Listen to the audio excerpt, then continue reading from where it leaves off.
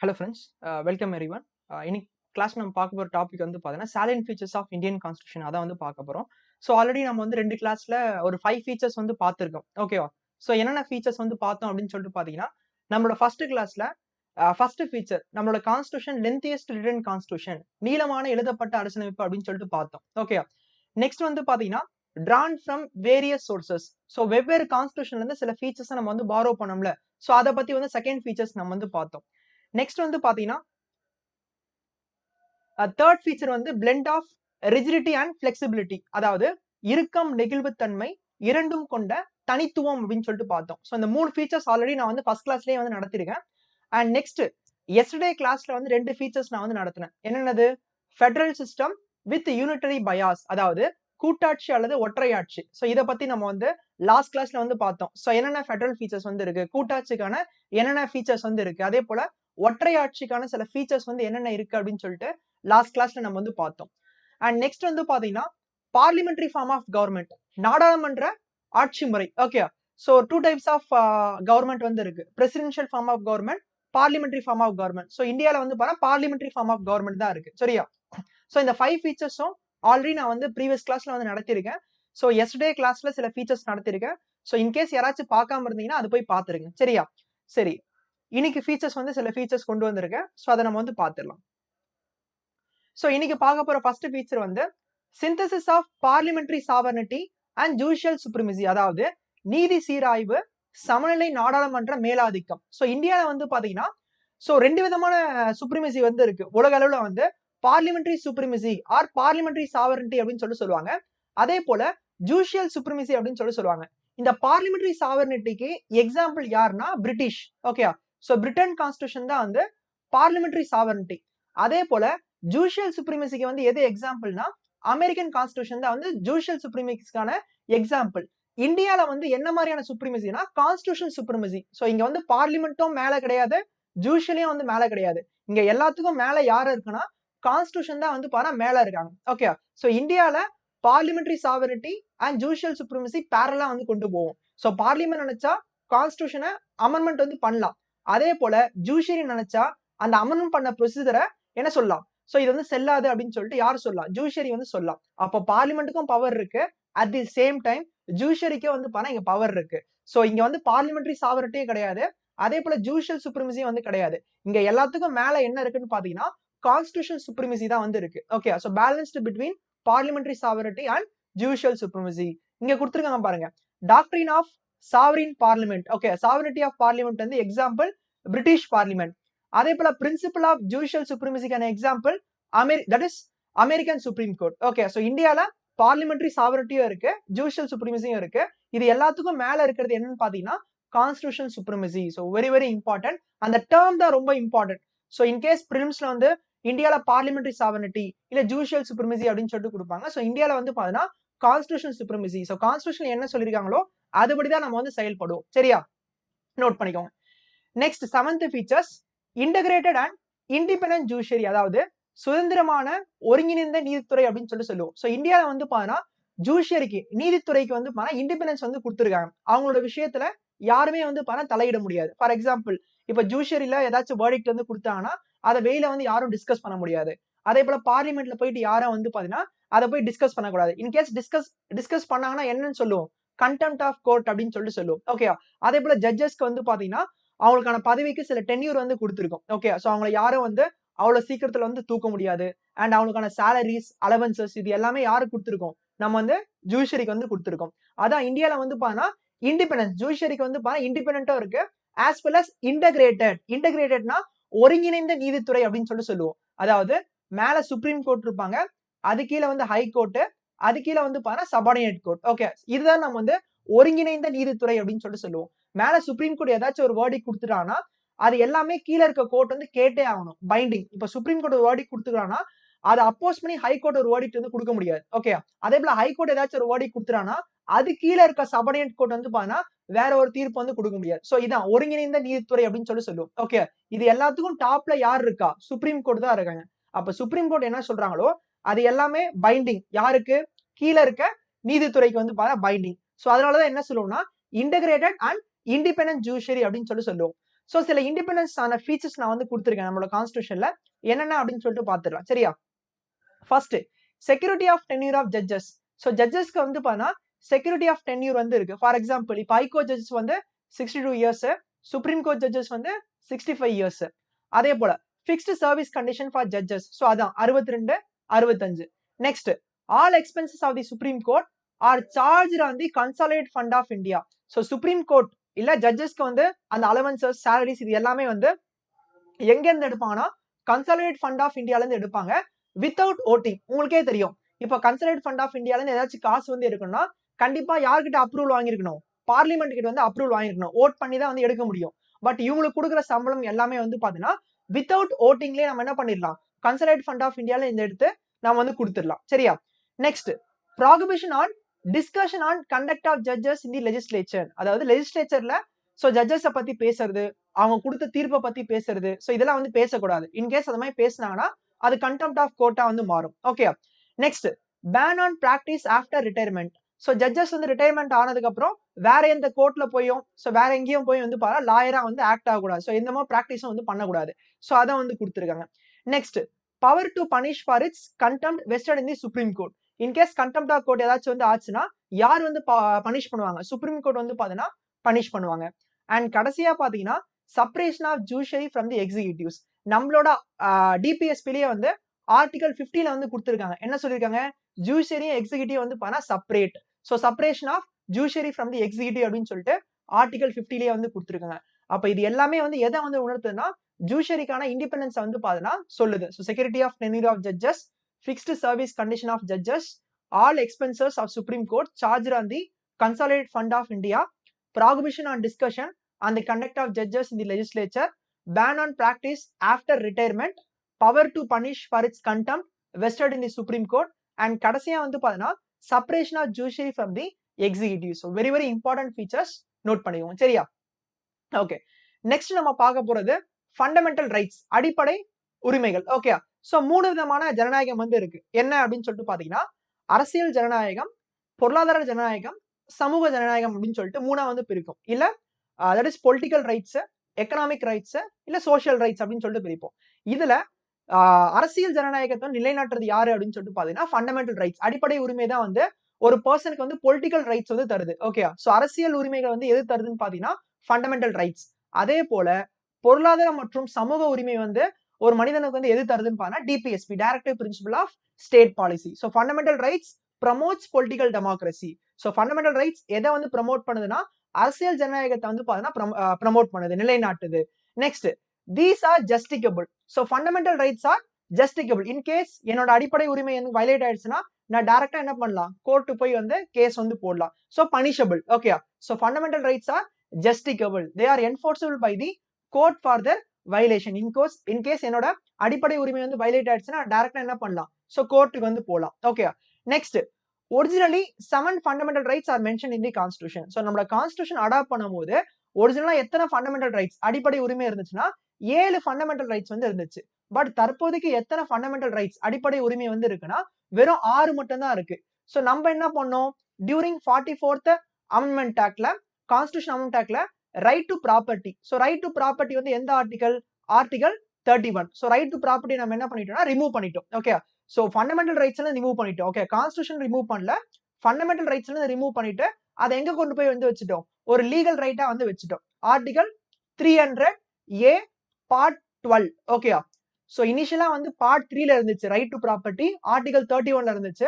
அதுக்கப்புறம் 44th amendment ஆக்ட்ல நம்ம என்ன பண்ணோம்னா அது ஆர்டிகல் 300A மாத்திட்டு பார்ட் 12ல கொண்டு போய் வந்து வச்சுட்டோம். சோ ரைட் டு ப்ராப்பர்ட்டி ரொம்ப ரொம்ப important. 44th constitution amendment act என்ன வருஷம், 1978. இந்த இயரும் வந்து கேட்பாங்க எக்ஸாம்ல, 1978. அப்ப இப்போதைக்கு எத்தனை ஃபண்டமெண்டல் ரைட்ஸ் அடிப்படை உரிமை வந்து இருக்கு அப்படின்னு சொல்லிட்டு கேட்டாங்கன்னா 6 ஃபண்டமெண்டல் ரைட்ஸ் வந்து தற்போதைக்கு வந்து இருக்கு. நோட் பண்ணிக்கோங்க சரியா.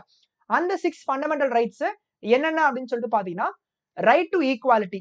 So article 14 to 18, right to freedom, article 19 to 22, right against exploitation, article 23 to 24, right to freedom of religion, article 25 to 28, cultural and education rights, article 29, 30, and கடைசியா வந்து பாத்தீங்கன்னா right to constitutional remedies, article 32. அப்ப மொத்தம் எத்தனை fundamental rights இருக்குன்னா 6 fundamental rights வந்து இருக்கு. Note பண்ணிக்கோங்க. Very important. இனிஷியலா எவ்வளவு இருந்துச்சுன்னு கேட்டாங்கன்னா 7 fundamental rights. Okay. Okay. Next நம்மளோட ரைட் டு கான்ஸ்டிடியூஷன் ரெமடிஸ். கடைசியா ஒரு ரைட் வந்து பார்த்தோம்ல, right to constitution remedies article 32. So மத்த ஃபண்டமெண்டல் ரைட்ஸ்லாம் எல்லாத்துக்கும் பவர் வந்து கொடுக்கிறது எதுன்னு பாருங்க, இந்த ஆர்டிகல் 32. ஓகே. சோ இந்த ஆர்டிகல் 32 இல்லனா மத்த ஃபண்டமெண்டல் ரைட்ஸ்க்கு வந்து பாருங்க எந்த ஒரு பவரும் வந்து கிடையாது. இன் கேஸ் என்னோட ரைட் டு ஈக்குவாலிட்டி வந்து வயலேட் ஆயிடுச்சுன்னா நான் எந்த ஆர்டிகல் யூஸ் பண்ணி வந்து சுப்ரீம் கோர்ட் போக முடியும்? ஆர்டிகல் 32 யூஸ் பண்ணி தான் வந்து பாத்தீங்கன்னா என்னால சுப்ரீம் கோர்ட் வந்து போக முடியும். அந்த ஆர்டிகல் 32 தான் வந்து பாத்தீங்கன்னா ரிட்ஸ் அப்படின்னு சொல்லுவாங்க. சோ சுப்ரீம் கோர்ட் வந்து பாத்தீங்கன்னா வேரியஸ் ரிட்ஸ் வந்து இஷ்யூ பண்ணுவாங்க. சோ என்னென்ன ரிட்ஸ் அப்படின்னு சொல்லிட்டு பாத்தீங்கன்னா first habeas corpus, mandamus, prohibition, certiorari, quo warranto அப்படின்னு சொல்லிட்டு 5 டைப்ஸ் ஆஃப் ரிட்ஸ் வந்து இருக்கு. சோ ஃபண்டமெண்டல் ரைட்ஸ் நடத்தும் போது இதை பத்தி நான் டீடைலா நடத்துறேன். இப்போ நம்ம வந்து வெறும் ஃபீச்சர்ஸ் பாக்குறதுனால ஜஸ்ட் நேம்ஸ் மட்டும் தெரிஞ்சுக்கோங்க போதும். சரியா? So habeas corpus, mandamus, prohibition, certiorari, quo warranto இந்த மாதிரி வந்து 5 டைப்ஸ் ஆஃப் ரிட்ஸ் வந்து இருக்கு. அண்ட் ஃபண்டமெண்டல் ரைட்ஸ் என்னதான் வந்து கொடுத்திருந்தாலும் அது வந்து அப்சல்யூட் வந்து கிடையாது. ஓகே. சோ அதுக்குன்னு சில ரீசனபிள் ரெஸ்ட்ரிக்ஷன்ஸ் வந்து இருக்கு. இப்போ நம்மளுக்கு வந்து அடிப்படை உரிமை வந்து கொடுத்துட்டாங்கன்னா அது எல்லா நேரமும் வந்து இருக்கும் அப்படின்னு சொல்லிட்டு சொல்ல முடியாது. எப்பப்பெல்லாம் வந்து எமர்ஜென்சி டிக்ளேர் பண்றாங்களோ அப்பெல்லாம் நம்மளோட அடிப்படை உரிமையை சஸ்பெண்ட் பண்றதுக்கு பவர் யார்கிட்ட இருக்கு? பிரசிடென்ட் கிட்ட வந்து இருக்கு. அதனாலதான் என்ன சொல்றாங்கன்னா fundamental rights are not absolute. Okay, note பண்ணிக்கோ. Very very important. நம்மளோட ஃபண்டமெண்டல் ரைட்ஸ் வந்து பார்த்தா அப்சல்யூட் கிடையாது. அதுக்குன்னு சர்டைன் ரீசனபிள் ரெஸ்ட்ரிக்ஷன்ஸ் வந்து இருக்கு. சில விஷயத்துல வந்து என்ன பண்ணுவாங்க? ஃபண்டமெண்டல் ரைட்ஸை சஸ்பெண்ட் பண்ணுவாங்க. சோ எப்போ சஸ்பெண்ட் பண்ணுவாங்க?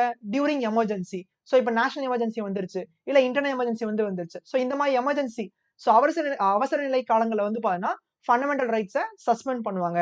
பட் என்னதான் ஃபண்டமெண்டல் ரைட்ஸ் சஸ்பெண்ட் பண்ணாலும் 2 ஆர்டிகலை என்ன ஒரு விஷயத்திலேயே வந்து பாத்தீங்கன்னா சஸ்பெண்ட் பண்ண முடியாது. சோ என்ன ஆர்டிகல்னா ஆர்டிகல் 20 அண்ட் 21. சோ இந்த ஆர்டிகல் 20 அண்ட் 21 பிரசிடென்டே நினைச்சாலும் வந்து பாத்தீங்கன்னா எந்த சுச்சுவேஷன்லயும் வந்து சஸ்பெண்ட் வந்து பண்ண முடியாது. சரியா? நோட் பண்ணிக்கோங்க. Very very important. கேட்கறதுக்கு வந்து வாய்ப்பு இருக்கு. அப்போ fundamental rights are not absolute, subject to reasonable restrictions. Next, so எல்லா ஃபண்டமெண்டல்ஸும் சஸ்பெண்ட் பண்ணலாம் except article 20 and 21. So president நினைச்சா எல்லா ஃபண்டமெண்டல் ரைட்ஸும் வந்து சஸ்பெண்ட் பண்ணலாம். பட் ஆர்டிகல் 20 அண்ட் 21 தவிர. நோட் பண்ணிக்கோங்க. Next, directive principle of state policy. அரசின் வழிகாட்டு நெறிகள். ஓகே. சோ ஆல்ரெடி நம்ம வந்து என்ன பார்த்தோம்? பொலிட்டிக்கல் டெமோக்ரஸியை நிலைநாட்டுறது வந்து ஃபண்டமெண்டல் ரைட்ஸ், அடிப்படை உரிமையை வந்து பார்த்தோம்.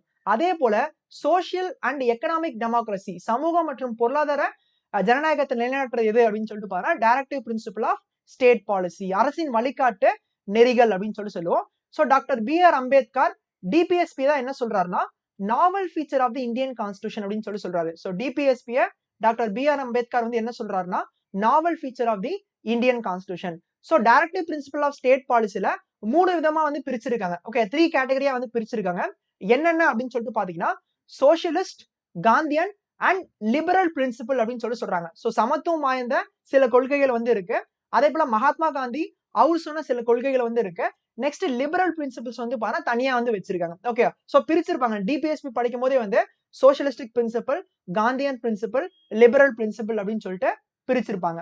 And it promotes the idea of social and economic democracy. So political democracy வந்து fundamental rights, social and economic democracy வந்து பாத்தா DPSP. Okay. And it establish welfare state in India. So ஒரு welfare state வந்து பாத்தா எது establish பண்ணுது? DPSP தான் வந்து பாத்தீங்கன்னா எஸ்டாப்ளிஷ் பண்ணுது. And they are non justiciable. ரொம்ப ரொம்ப இம்பார்ட்டன்ட். சோ ஃபண்டமெண்டல் ரைட்ஸ் வந்து என்ன பார்த்தோம்? ஜஸ்டிகபிள். இன் கேஸ் ஃபண்டமெண்டல் ரைட்ஸ் ஏதாச்சும் வந்து வயலேட் ஆயிடுச்சுன்னா நம்ம டைரக்டா என்ன பண்ணலாம்? கோர்ட்டுக்கு வந்து போடலாம். இன்கேஸ் டிபிஎஸ்பில ஏதாச்சும் ப்ரொவிஷன்ஸ் அரசு வந்து இம்ப்ளிமெண்ட் பண்ணல அப்படின்னு சொல்லிட்டு நம்ம போய் கோர்ட்ல வந்து கேஸ் போட முடியாது. ஏன்னா டிபிஎஸ்பி வந்து non justiciable, cannot be challenged in the court of law. So அதான் வந்து மேஜர் டிஃபரன்ஸ். ஃபண்டமெண்டல் ரைட்ஸ்க்கும் டிபிஎஸ்பிக்கும் இல்ல அந்த வேறுபாடு டிஃபரன்ஸ் வந்து என்ன அப்படின்னு சொல்லிட்டு பாத்தீங்கன்னா fundamental rights are justiciable, DPSP are non justiciable. ரொம்ப ரொம்ப இந்த வார்த்தை வந்து ரொம்ப ரொம்ப இம்பார்ட்டன்ட், பாத்துக்கோங்க. சரியா? ஓகே. நெக்ஸ்ட் 10th ஃபீச்சர் வந்து பாத்தீங்கன்னா ஃபண்டமெண்டல் டியூட்டி, அரசின் வழிகாட்டு நெறிகள் அப்படின்னு சொல்லுவோம். ஆக்சுவலா இனிஷியலா நம்மளோட கான்ஸ்டிடியூஷன்ல fundamental duty, that is sorry friends, அரசின் வழிகாட்டு நெறிகள் இருக்கு. சோ அது வந்து தவறு. ஃபண்டமெண்டல் டியூட்டிஸ்ன்றது அடிப்படை கடமை. ஓகே, அடிப்படை கடமை. Okay, welcome Kokila, welcome friend, welcome. Okay, so fundamental டியூட்டிஸ்ன்றது அடிப்படை கடமை. இனிஷியலா நம்மளோட கான்ஸ்டிடியூஷன்ல அடிப்படை கடமை வந்து கிடையாது. சரியா? சூப்பர். சோ இனிஷியலா வந்து நம்மளோட கான்ஸ்டிடியூஷன்ல அடிப்படை கடமை வந்து கிடையாது. இதை எப்போ நம்ம வந்து ஆட் பண்ணிருப்போம்னா டியூரிங் 42nd கான்ஸ்டிடியூஷன் அமெண்ட்மெண்ட் ஆக்ட்ல தான் வந்து ஆட் பண்ணிருப்போம். ஸோ 42nd அமெண்ட்மெண்ட் ஆக்ட் வந்து எப்போ போட்டிருக்கோம்? 1976ல வந்து போட்டிருப்போம். ஸோ அந்த அமெண்ட்மெண்ட் ஆக்ட்ல தான் வந்து ஃபண்டமெண்டல் டியூட்டிஸை நம்ம என்ன பண்ணிருப்போம்? நம்மளோட கான்ஸ்டிடியூஷன்ல இன்சர்ட் வந்து பண்ணிருப்போம். ஸோ இதுக்காக ஒரு கமிட்டி நம்ம வந்து போட்டோம். யாரோட தலைமையிலனா ஸ்வரன் சிங் கமிட்டி. ஸோ இந்த ஸ்வரன் சிங் கமிட்டி தான் வந்து பாத்தா ஒரு 8 ஃபண்டமெண்டல் டியூட்டிஸை வந்து ரெக்கமெண்ட் பண்ணாங்க. பட் நம்ம என்ன பண்ணோம்? 10 ஃபண்டமெண்டல் டியூட்டிஸை வந்து பாத்தீங்கன்னா உள்ள வந்து இன்சர்ட் பண்ணோம். அதுக்காக ஒரு பார்ட் நம்ம வந்து கிரியேட் பண்ணோம். ஸோ அதுதான் வந்து பார்ட் 4A. ஞாபகம் வச்சுக்கோங்க. பார்ட் 4A என்ன article? Article 51A. So initially வந்து 10 ஃபண்டமெண்டல் டியூட்டிஸ் நம்ம வந்து ஆட் பண்ணோம். அதுக்கப்புறம் இப்போ லேட்டஸ்டா 11th ஃபண்டமெண்டல் டியூட்டி நம்ம வந்து உள்ள ஆட் பண்ணோம். ஸோ எந்த அமெண்ட்மெண்ட்னா 86th கான்ஸ்டிடியூஷன் அமெண்ட்மெண்ட் ஆக்ட்ல 11வது ஃபண்டமெண்டல் டியூட்டியை உள்ள நம்ம வந்து இன்சர்ட் பண்ணோம். So 86th constitution amendment act எந்த வருஷம்னா 2002. அப்ப இனிஷியலா கொண்டு வரும்போது 1976ல கொண்டு வரும்போது 10 ஃபண்டமெண்டல் டியூட்டி வந்து இருந்துச்சு. இப்போதைக்கு கரண்டா எத்தனை ஃபண்டமெண்டல் டியூட்டி வந்து இருக்குன்னு பாத்தீங்கன்னா 11 ஃபண்டமெண்டல் டியூட்டி வந்து இருக்கு. ஸோ என்ன பார்ட்? பார்ட் 4A என்ன ஆர்டிகல்? Article 51A. நோட் பண்ணிக்கோங்க. Very very important feature. ஓகேயா? ஓகே. நெக்ஸ்ட் எப்படி டிபிஎஸ்பி வந்து நான் ஜஸ்டிகபிளோ அதே போல ஃபண்டமெண்டல் டியூட்டிஸும் வந்து பார்த்தா நான் ஜஸ்டிகபிள். ஸோ டிபிஎஸ்பி பார்த்தோம்ல, இன்கேஸ் ஏதாச்சும் வந்து வயலேட் ஆயிடுச்சுன்னா நம்ம என்ன பண்ண முடியாது? கோர்ட் வந்து போக முடியாது. ஸோ சேலஞ்ச் பண்ண முடியாது அப்படின்னு சொல்லிட்டு பார்த்தோம்ல.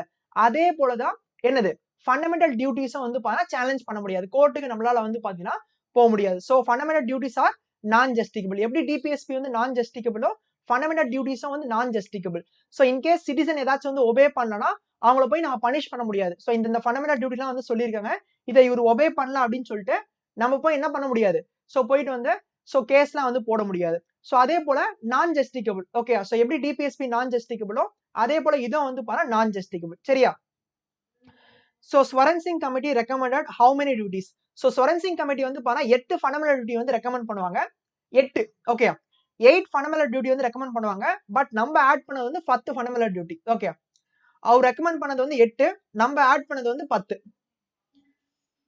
ஓகேவா? ஓகேவா லோகேஸ்வரி? கிளியரா? Swaran Singh committee 8. Okay. 8 fundamental duty வந்து ஆட் பண்ணுவாங்க. நம்ம ஆட் பண்ணது வந்து 10. அவங்க ரெக்கமெண்ட் பண்ணது 8, நம்ம ஆட் பண்ணது 10. ஓகேவா? Okay. Next India as a secular state. So India வந்து ஒரு மதச்சார்பின்மை. ஓகேயா? ஸோ எந்த ஒரு ரிலீஜனும் வந்து அடிப்படையா வச்சு நம்ம வந்து ஆட்சி செய்யல. ஸோ இந்தியா வந்து ஒரு செக்யூலர் ஸ்டேட் அப்படின்னு சொல்லுவாங்க. ஸோ உங்களுக்கே தெரியும். ஸோ செக்யூலர்னா என்னது? ஸ்டேட்டும் ரிலீஜனும் வந்து பார்த்தா தனித்தனி. ஓகே. ஸோ ஸ்டேட்டும் ரிலீஜனும் வந்து தனித்தனி அப்படின்னு சொல்றது தான் வந்து செக்யூலர்ன்ற கான்செப்டே. செக்யூலரிசம்லயே வந்து 2 விதமான செக்யூலரிசம் வந்து இருக்கு. என்னது? வெஸ்டர்ன் செக்யூலரிசம், இந்தியன் செக்யூலரிசம் அப்படின்னு சொல்லிட்டு ரெண்டா வந்து பிரிப்போம். ஓகே. செக்யூலரிசம்ல western secularism, Indian secularism. Okay. Western செக்யூலரிசம்ன்றது ஸ்டேட்டும் ரிலீஜனும் வந்து பார்த்தா தனித்தனி. ஸோ கவர்மெண்ட்டும் மதமும் வந்து பார்த்தா தனித்தனி. ஸோ மதத்துல வந்து கவர்மெண்ட் வந்து பார்த்தா தலையிட மாட்டாங்க. அதே போல கவர்மெண்ட் விஷயத்துல மதம் வந்து ரிலீஜன் வந்து பார்த்தா தலையிடாது. ஸோ அதான் வந்து வெஸ்டர்ன் செக்யூலரிசம். பட் அதுவே நீங்க வந்து இந்தியன் செக்யூலரிசம் அப்படின்னு சொல்லிட்டு பாத்தீங்கன்னா இங்க ரிலீஜனும் ஸ்டேட்டும் வந்து செப்பரேட் கிடையாது. ஸோ இங்க எல்லாமே வந்து பார்த்தா ஒன்னா தான் இருப்பாங்க. ஸோ ஒரு பிரின்சிபல் டிஸ்டன்ஸ் தள்ளி நிப்பாங்க. ஸோ கவர்மெண்ட் வந்து பார்த்தா ப்ரமோட் பண்ணா எல்லா ரிலீஜனும் சேர்த்து தான் வந்து ப்ரமோட் பண்ணுவாங்க. ஒரு ரிலீஜனுக்கு மட்டும் ப்ரமோட் பண்றது, இன்னொரு ரிலீஜனுக்கு வந்து பார்த்தா எதுவுமே பண்ணாம இருக்கிறது, அது மேல வந்து பண்ண மாட்டாங்க. இன்கேஸ் ஏதாச்சும் பண்ணணும்னு நினைச்சாங்கன்னா எல்லா ரிலீஜனுக்கும் வந்து பார்த்தா ஈக்குவலா வந்து ப்ரமோட் பண்ணுவாங்க. அண்ட் இன்கேஸ் ஏதாச்சும் வந்து ஒரு ரிலீஜன்ல வயலேஷன் வந்து நடக்குன்னா உடனே அந்த ரிலீஜன்ல போயிட்டு சில சீர்திருத்தம்லாம் வந்து பண்ணுவாங்க. அப்போ இங்க ரிலீஜனும் ஸ்டேட்டும் வந்து தனித்தனி வந்து கிடையாது. சோ இங்க என்ன பண்றாங்க? கவர்மெண்ட் வந்து ஒரு பிரின்சிபல் டிஸ்டன்ஸ் தள்ளி வந்து நிக்கிறாங்க. இன்கேஸ் ஏதாச்சும் ஒரு வயலேஷன் வந்து நடக்குதுன்னா இமீடியட்டா போயிட்டு சில ரிஃபார்ம்ஸ் வந்து கொண்டு வராங்க. ஓகே. சோ அதான் வந்து வெஸ்டர்ன் செக்யூலரிசம்க்கும் இந்தியன் செக்யூலரிசம்க்கும் இருக்க அடிப்படை வேறுபாடு. சோ நோட் பண்ணிக்கோங்க. வெஸ்டர்ன் செக்யூலரிசம்ன்றது கவர்மெண்ட்டும் ரிலீஜனும் தனித்தனி. பட் இந்தியன் செக்யூலரிசம்ன்றது சோ தனித்தனி வந்து கிடையாது. ஒரு சர்டைன் பிரின்சிபல் டிஸ்டன்ஸ் தள்ளி யாரு? கவர்மெண்ட் வந்து நிப்பாங்க. So very important. செக்யூலரிசம் கான்செப்ட்னா ஸ்டேட்டும் அதே போல ரிலீஜனும் வந்து பார்த்தா தனித்தனி அப்படின்னு சொல்லிட்டு தான் வந்து செக்யூலரிசம். அதுல Indian secularism, western secularism note பண்ணிக்கோங்க. சரியா? சோ ரிமைனிங் வந்து பார்த்தா கவர்மெண்ட் கன்சிடர் பண்ணி ஆட் பண்ணுவாங்க. ஓகே. சோ அவங்க ரெக்கமெண்ட் பண்ணது வந்து 8. ரிமைனிங் வந்து கவர்மெண்ட்க்கு வந்து என்ன தோணுதோ அவங்க வந்து ஆட் பண்ணிப்பாங்க. ஓகே. ஜஸ்ட் அதை வந்து ஆராயறதுக்காக ஒரு கமிட்டி போட்டிருக்காங்க. அவ்வளவுதான். சோ அவங்க சொல்றதுதான் வந்து ஆட் பண்ணும். அதை தவிர்த்து வெளியே ஆட் பண்ணக்கூடாது அப்படின்னு சொல்லிட்டு கிடையாது. சோ அவங்க சொல்றத சில இது வந்து எடுத்துக்கிட்டாங்க. சில ஃபீச்சர்ஸ் வந்து பார்த்தா கவர்மெண்டே கன்சிடர் பண்ணி ஆட் பண்ணாங்க. ஓகேவா? ஓகே. சோ செக்யூலர் என்ற வார்த்தை வந்து பாத்தீங்கன்னா இனிஷியலா நம்மளோட கான்ஸ்டிடியூஷன்ல வந்து கிடையாது. சரியா? சோ இது வந்து எப்போ நம்ம வந்து ஆட் பண்ணிருப்போம்னா டியூரிங் 42nd கான்ஸ்டிடியூஷன் அமெண்ட்மென்ட் ஆக்ட்ல தான் வந்து நம்ம செக்யூலர் என்ற வேர்டே வந்து ஆட் பண்ணிருப்போம். சோ இனிஷியலா நம்மளோட பிரியாம்பிள்ல வந்து பாத்தீங்கன்னா வெறும் 3 வார்த்தை தான் இருக்கும். கேள்விப்பட்டிருப்பீங்க. சோ முன்னாடி வந்து பாத்தீங்கன்னா என்னது? இப்போ நம்ம படிக்கிறோம்ல sovereign, socialist, secular, democratic, republic அப்படின்னு சொல்லிட்டு பார்த்தோம்ல. அதுல சாவரின், டெமோக்ராட்டிக், ரிபப்ளிக் மட்டும் தான் வந்து பாத்தீங்கன்னா அந்த ஃபர்ஸ்ட்ல வந்து இருக்கும். இந்த சோஷியலிஸ்ட், செக்யூலர், இன்டெகிரிட்டி இந்த 3 வார்த்தையை நம்ம வந்து எப்ப ஆட் பண்ணிருப்போம்னா during 42nd constitution amendment act of 1976. So அதுல தான் வந்து இந்த செக்யூலர் என்ற வார்த்தையை வந்து ஆட் பண்ணிருப்போம். சரியா? பட் நம்ம கான்ஸ்டிடியூஷன்ல நிறைய ப்ரொவிஷன்ஸ்ல வந்து பாத்தீங்கன்னா செக்யூலரிசம் பத்தி பேசிருக்காங்க. சோ மதச்சார்பின்மை பத்தி வந்து பாத்தீங்கன்னா நிறைய இடத்துல வந்து பேசிருக்காங்க. சோ ஒன்னு பிரியாம்பிள்ல வந்து பேசிருக்காங்க. பிரியாம்பிள்ல வந்து இந்த that is all citizen of India, liberty, belief, faith and worship. So இதுல வந்து பேசியிருப்பாங்க. செக்யூலிசம் பத்தி பேசியிருக்காங்க. அதே போல ஆர்டிகல் 14, ஆர்டிகல் 15, நெக்ஸ்ட் ஆர்டிகல் 16, 25, 26, 27, 28, 29, 30, 44 இங்க எல்லாத்துலயும் வந்து பாத்தீங்கன்னா செக்யூலரிசம் பத்தி பேசியிருக்காங்க. பட் இந்த செக்யூலர்ன்ற வார்த்தை நம்ம கான்ஸ்டிடியூஷன்ல எங்கேயுமே வந்து குறிப்பிடப்படல இனிஷியலா. பட் லேட்டரா தான் நம்ம என்ன பண்ணோம் 42nd கான்ஸ்டிடியூஷன் அமெண்ட்மென்ட் ஆக்ட்ல செக்யூலர்ன்ற வார்த்தை நம்ம உள்ள வந்து ஆட் பண்ணோம். பட் அதுக்கான டெஃபினிஷன்ஸ் ஸோ செக்யூலரிசம் பத்தி நிறைய இடத்துல வந்து பேசியிருக்காங்க. ஸோ என்னென்ன ஆர்டிகல் அப்படின்னு சொல்லிட்டு கொடுத்துருக்கேன். ஆர்டிகல் 14 ஓகே ஆர்டிகல் 14, 15, 16 அண்ட் 25ல இருந்து 28 நெக்ஸ்ட் 29, 30 அண்ட் 44. ஸோ இந்த இடத்துல வந்து பாத்தீங்கன்னா செக்யூலரிசம் பத்தி பேசியிருக்காங்க. ஓகே ஸோ நோட் பண்ணிக்கோங்க. இன்னைக்கு ஃபீச்சர்ஸ் வந்து போதும். ஓகே இன்னைக்கு வந்து ஒரு 4-5 ஃபீச்சர் வந்து கிட்ட வந்து பார்த்துருக்கோம். ஸோ என்னென்ன பார்த்தோம் அப்படின்னு சொல்லிட்டு லைட்டா ரீகலெக்ட் வந்து பண்ணிடலாம். சரியா? என்னென்ன ஃபீச்சர்ஸ் இன்னைக்கு வந்து பார்த்தோம் அப்படின்னு சொல்லிட்டு. ஸோ இன்னைக்கு ஃபர்ஸ்ட் ஃபீச்சர் வந்து பாத்தீங்கன்னா synthesis of parliamentary sovereignty and judicial supremacy வந்து பார்த்தோம். ஸோ நீதி சீராய்வு, சமநிலை, நாடாளுமன்ற மேலாதிக்கம். ஸோ இது ஃபர்ஸ்ட் ஃபீச்சர் வந்து பார்த்தோம். செகண்ட் வந்து இன்டகிரேட்டட் அண்ட் இண்டிபெண்டன்ட் ஜுடிஷியரி, அதாவது சுதந்திரமான ஒருங்கிணைந்த நீதி அமைப்பு அப்படின்னு சொல்லிட்டு செகண்ட் ஃபீச்சர் வந்து பார்த்தோம். அண்ட் நெக்ஸ்ட் தேர்ட் வந்து பார்த்தா ஃபண்டமெண்டல் ரைட்ஸ், அடிப்படை உரிமைகள் பத்தி வந்து பார்த்தோம். And next DPSP, directive principle of state policy, அரசின் வழிகாட்டு நெறிகள் வந்து என்ன அப்படின்னு சொல்லிட்டு பார்த்தோம். அண்ட் நெக்ஸ்ட் வந்து பார்த்தா ஃபண்டமெண்டல் டியூட்டிஸ், அடிப்படை கடமைகள் வந்து என்னென்ன அப்படின்னு சொல்லிட்டு பார்த்தோம். அண்ட் கடைசியா வந்து பார்த்தது செக்யூலர் ஸ்டேட், அதாவது மதச்சார்பின்மை பத்தி வந்து பார்த்தோம். ஸோ இன்னும் வந்து பார்த்தா ஒரு 6 ஃபீச்சர் வந்து இருக்கு. ஸோ இப்போதைக்கு நம்ம வெறும் 11 ஃபீச்சர் மட்டும் தான் வந்து பார்த்திருக்கோம். இதை தவிர்த்து இன்னும் 6 ஃபீச்சர் வந்து இருக்கு. ஸோ இந்த 6 ஃபீச்சரை நம்ம நாளைக்கு வந்து முடிச்சிடலாம். சரியா? ஓகே ஸோ இன்னைக்கு கிளாஸ்ல ஏதாச்சும் டவுட் இருக்கா? இன்னைக்கு கிளாஸ்ல ஏதாச்சும் டவுட் இருக்கா? கிளியரா? ஏதாச்சும் டவுட் இருந்தா கேட்கலாம். ஏதாச்சும் டேர்ம் புரியாம இருந்தா கேட்கலாம் ஃப்ரெண்ட்ஸ். கிளியரா? எல்லாருக்கும் ஓகேவா? இன்னைக்கு கிளாஸ் ஓகேவா? சோ இந்த கிளாஸ்ல வந்து பாத்தீங்கன்னா ஆல்ரெடி நான் வந்து பிளஸ்ல நடத்திருக்கேன் ஃப்ரெண்ட்ஸ். ஓகேவா? இன்க்ளூடிங் தமிழோட சேர்த்து நான் வந்து உள்ள நடத்திருக்கேன். சோ இன்கேஸ் இந்த கோர்ஸ் வந்து ஆக்சஸ் பண்ணணும்னு நினைச்சீங்கன்னா இப்ப நடத்திட்டு இருக்க நான் டாபிக்ஸ்லாம் வந்து ஆல்ரெடி ஒரு கோர்ஸாவே வந்து பண்ணிட்டு இருக்கேன். ஓகே ஒரு பேட்ச் கோர்ஸ்ல பண்ணிட்டு இருக்கேன் பாலிட்டி. சோ அந்த கோர்ஸ் ஆக்சஸ் பண்ணணும்னு நினைச்சீங்கன்னா பிளஸ்ல நீங்க வந்து சப்ஸ்கிரைப் பண்ணிக்கலாம். அண்ட் இந்த கோர்ஸ் மட்டும் இல்லாம இதை தவிர்த்து மத்த கோர்ஸையும் நீங்க வந்து பாத்தீங்கன்னா ஆக்சஸ் பண்ணிக்கலாம். மத்த எஜுகேட்டர்ஸ் கோர்ஸும் நீங்க வந்து ஆக்சஸ் வந்து பண்ணிக்கலாம். அண்ட் இதை தவிர்த்து வந்து பாத்தீங்கன்னா மெயின்ஸ்க்கான பேட்ச் கோர்ஸும் நான் வந்து போயிட்டு இருக்கு. ஓகே குரூப் அண்ட் மெயின்ஸ்க்கான பேட்ச் கோர்ஸ் வந்து என்விரான்மெண்ட் நான் வந்து எடுத்துட்டு இருக்கேன். ஸோ அதையும் நீங்க வந்து பாத்தீங்கன்னா ஆக்சஸ் வந்து பண்ணிக்கலாம். அண்ட் சப்ஸ்கிரிப்ஷன் பத்தி ஆல்ரெடி உங்களுக்கு வந்து சொல்லியிருக்கேன். ஓகே 1 மந்த்ல இருந்து 2 இயர்ஸ் வரைக்கும் சப்ஸ்கிரிப்ஷன் வந்து இருக்கு. அண்ட் நோ காஸ்ட் இஎம்ஐ உங்களுக்கு வந்து ப்ரொவைட் பண்றாங்க. ஸோ மோர் தென் 3 மந்த்ஸ் வந்து போகும்போது நோ காஸ்ட் இஎம்ஐ வந்து உங்களுக்கு தராங்க. அண்ட் 12 மந்த் பேக் வந்து எடுத்தீங்கன்னா மந்த்லி 525 வந்து பே பண்ற மாதிரி வந்து வரும் ஃப்ரெண்ட்ஸ். ஓகேவா? அதே போல 24 மந்த் பேக் எடுத்தீங்கன்னா மந்த்லி 315 வந்து பே பண்ற மாதிரி வந்து வரும். அதுலயும் என்னோட சப்ஸ்கிரிப்ஷன் அதாவது ரெஃபரல் கோட் வந்து யூஸ் பண்ணீங்கன்னா அஜய்குமார் லைவ். ஸோ அதை யூஸ் பண்ணும்போது உங்களுக்கு வந்து 10% வந்து டிஸ்கவுண்ட் வந்து கிடைக்கும். ஃபார் எக்ஸாம்பிள் இப்போ 7000 வந்து 1 இயர் கோர்ஸ்னா நீங்க 10% that is referral code use பண்ணும்போது 10% டிஸ்கவுண்ட் வந்து கிடைக்கும். ஸோ 6300 அந்த 6300 வந்து 12 மந்த்ஸ்க்கு வந்து ஸ்பிளிட் பண்ணுவாங்க. 525 பர் மந்த் அப்படின்னு சொல்லிட்டு ஸ்பிளிட் பண்ணுவாங்க. அதே போல தான் 24 மந்த்ஸ்க்கும் 315 பர் மந்த் அப்படின்னு சொல்லிட்டு ஸ்பிளிட் பண்ணுவாங்க. ஸோ ட்ரை பண்ணி பாருங்க. So in case at least 1 month 3 month எடுத்து வந்து ட்ரை பண்ணி பாருங்க. ஸோ அண்ட் லேட்டரா கூட நீங்க என்ன பண்ணிக்கலாம், ஸோ ஆட் பண்ணிக்கலாம். ஓகே எக்ஸ்டெண்ட் வந்து பண்ணிக்கலாம். இல்லாட்டி நோ காஸ்ட் இஎம்ஐ நீங்க வந்து ட்ரை பண்ணலாம். மோர் தென் 3 மந்த்ஸ் போனீங்கன்னா நோ காஸ்ட் இஎம்ஐ வந்து தராங்க. சரியா? ஸோ மறக்காம வந்து சப்ஸ்கிரைப் பண்ணும்போது ரெஃபரல் கோட் வந்து யூஸ் பண்ணுங்க அஜய்குமார் லைவ். ஓகே அண்ட் ஃபர்தரா உங்களுக்கு ஏதாச்சும் டவுட் இருந்துச்சுன்னா டிஸ்கிரிப்ஷன்ல ப்ரொஃபைல் லிங்க் வந்து இருக்கு. அதுலேயே நீங்க டேரக்டா அன்அகாடமில வந்து பாத்தீங்கன்னா கான்டாக்ட் வந்து பண்ணலாம். சரியா? ஸோ இதே போல நாளைக்கு நம்ம வந்து பார்க்கலாம். ஸோ நாளைக்கு ரிமைனிங் ஃபீச்சர்ஸ் நம்ம வந்து முடிச்சிடலாம். Thank you friends. Thank you all.